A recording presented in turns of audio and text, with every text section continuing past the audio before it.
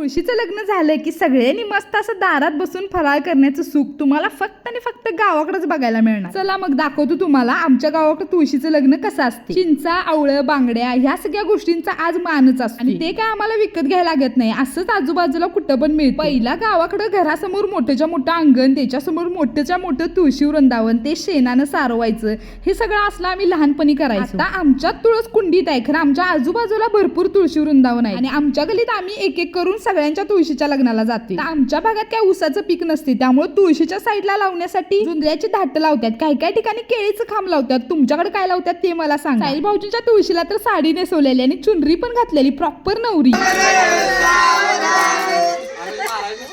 आता आमच्या आजूबाजूच्या गावात थोडंफार ऊसाचं पीक असते, त्यामुळे कोण कोण ऊस पण आणते। असं आम्ही मस्त मजा करत सगळ्यांच्या तुळशीची लग्न लावलीत आणि मग सगळ्यांचा फराळ एकत्र घेऊन खाईत बसलो। असंच छान छान व्हिडिओ बघण्यासाठी लाईक आणि फॉलो करून जावा।